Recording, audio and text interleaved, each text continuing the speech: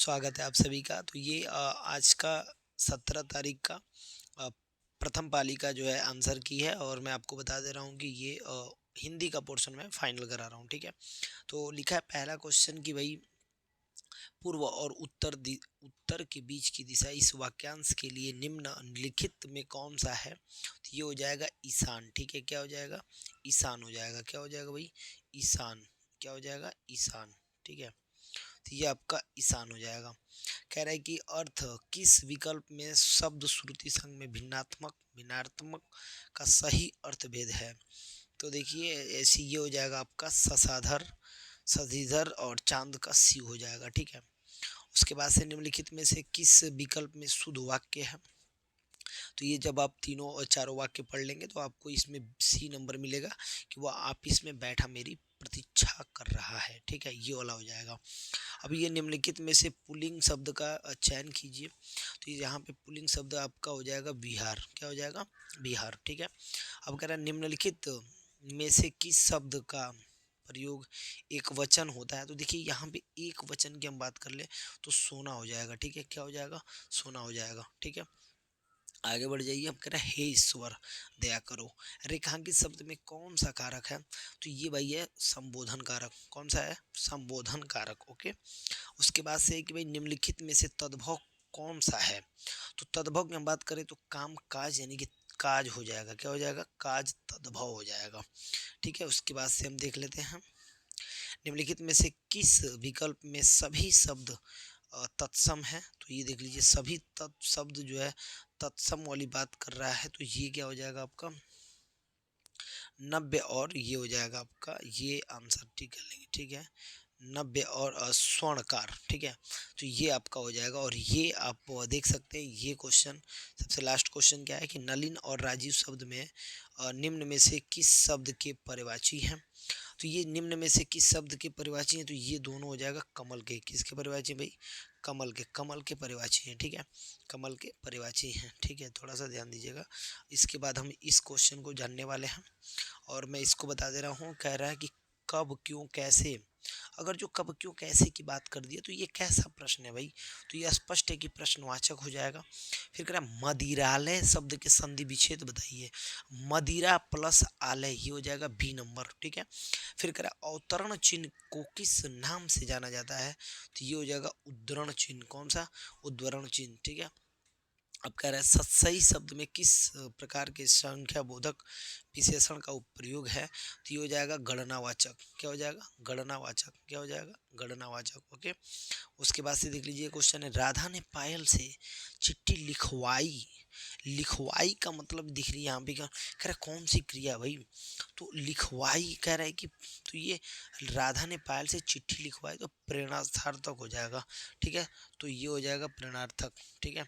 इसके बाद हम आगे बढ़ जाते हैं और आगे दे रहा है चिल्लाहट आहट में प्रत्येक कौन सा। प्रत्येक मतलब लास्ट वाली बात होती है। तो ये हो जाएगा आपका आहट। क्या हो जाएगा? आहट। उसके बाद कह रहा है कि अभिभाषण शब्द में कौन सा उपसर्ग है। तो देखिए अभी हो जाएगा अभिभाषण। तो ये हो जाएगा अभी।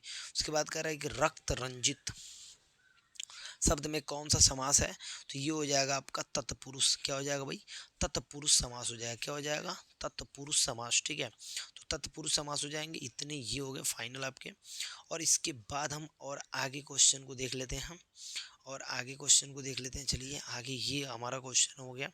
इसको भी हम फाइनल कर दे रहे हैं हम। कह रहा है परोक्ष। परोक्ष का विलोम शब्द क्या है। देखिए परोक्ष का विलोम शब्द हो जाएगा प्रत्यक्ष। क्या हो जाएगा? प्रत्यक्ष हो जाएगा। फिर यहाँ पे कह रहा है भाई चमड़ी जाए पर धमड़ी ना जाए। तो देखिए चमड़ी जाए पर धमड़ी ना जाए का मतलब हो गया कि भाई अ, अत्यधिक कंजूस होना। मतलब बहुत आदमी अत्यधिक कंजूस है तो चमड़ी जाए पर धमड़ी ना जाए ये वाली बात हो जाती है। क्रोध किस रस का अस्थाई भाव है। तो ये हो जाएगा रौद्र। क्या हो जाएगा? रौद्र रस का अस्थाई भाव है। किसका भाई? रौद्र रस का, ओके। सोरठा के द्वितीय और चतुर्थ चरण में कितनी कितनी मात्राएं होती हैं। क्लास 10th में पढ़ाया जाता है 13 मात्राएं होती है। कितनी कितनी? 13। अब उसके आगे निम्नलिखित में से किस अलंकार से समान धर्म का होना अनिवार्य है। कि समान धर्म जो है उपमा में होता है, किसमें होता है, उपमा में होता है, ठीक है। निम्नलिखित में से भाग शब्द का अनेकार्थी शब्द किस विकल्प में नहीं है, तो बांटना, भागना, हिस्सा, ये तीनों एक ही है। ब्याज, ब्याज एक्स्ट्रा हो जाता है तो ये नहीं है, ठीक है। वह बाजार जा चुका है, देखिए चुका है यानी क्रिया पूरा हो चुका है तो पूर्ण भूतकाल होगा, पूरा का पूरा पूर्ण भूतकाल होगा, ठीक है। राम अभी सोएगा, राम अभी सोएगा, ये भाव वाच्य हो जाएगा। कौन सा वाच्य हो जाएगा इसमें, वाच्य कौन सा है भाई, तो भाव की बात हो रही है। तीड़ का तिल का ताड़ बनाना, मतलब साधारण बात को आप बढ़ा चढ़ा के कह रहे हैं, तो ये हो जाएगा सी नंबर, साधारण बात को बढ़ा चढ़ा के कहना, तिल का ताड़ बढ़ाना हो जाएगा, ठीक है। और ये देख सकते हैं, ये क्वेश्चन के अंतर्गत 5 क्वेश्चन है, तो इसको तो कुछ नहीं करना होता है, इसको पढ़ लेना होता है, ठीक है। जैसे आप पढ़ लेंगे पूरा फाइनल की भारत भयंकर अंग्रेजी मोह माया की दुर्व्यवस्था से गुजर रहा है। इस दुर्व्यवस्था का एक भयानक दुष्परिणाम है कि भारतीय भाषाओं के समकालीन साहित्य पर उन लोगों की दृष्टि नहीं पड़ती जो विश्वविद्यालयों के प्राय सर्वोत्तम छात्र थे, अब शासन तंत्र में ऊंचे ओहदों पर काम कर रहे हैं। इस दृष्टि से भारतीय भाषाओं के लेखक केवल यूरोपीय और अमेरिकी लेखकों से ही हीन नहीं बल्कि उनकी किस्मत मिस्र, देखिए ये पूरा पढ़ लीजिएगा, मैंने पूरा पढ़ लिया, मैं आपको डायरेक्टली आंसर बता दे रहा हूँ, ठीक है। तो जल्दी से आंसर हम क्लिक करते हैं। कह रहे भारतीय लेखकों की किस्मत खराब है क्योंकि, देखिए क्योंकि वे अपनी भारतीय शिक्षित पाठकों को, मैंने जो भारतीय शिक्षित पाठकों को पहुंचा नहीं पाते, अपनी बात जो है वो भारतीय शिक्षित पाठकों को पहुंचा नहीं पाते हैं, इसलिए उनकी किस्मत क्या है भाई, खराब है, यही बात हो जाएगी इसमें, ठीक है। उसके बाद हम आगे देख लेते हैं, और आगे हमारा क्वेश्चन क्या है भाई कि उपर्युक्त शीर्षक दीजिए, मतलब आपको अपनी मर्जी से एक शीर्षक देना होता है जो कि सटीक होना चाहिए। तो ये देखिए इसमें पूरी की पूरी बात की गई है ना लेखकों के ऊपर और उनकी दुर्दशा के ऊपर, तो इसका आंसर नंबर सी हो जाएगा, भारतीय लेखकों की दुर्दशा, भारतीय लेखकों की दुर्दशा, ठीक है।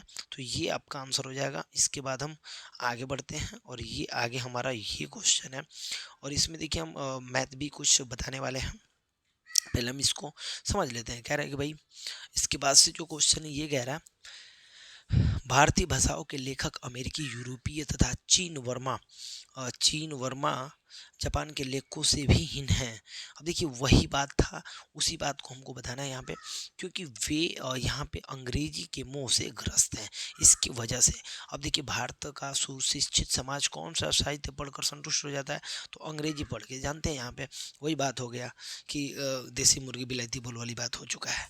तो पूरा पूरा यहाँ के जो लेखक हैं वो भी ग्रस्त हैं, सभी लोग जो डिस्टर्ब है अंग्रेजी की वजह से, तो ये भी एक कंडीशन हो जाता है। इसको भी जैसे जो लिखा हुआ है ना उसी में से हमको आंसर देना होता है, ठीक है।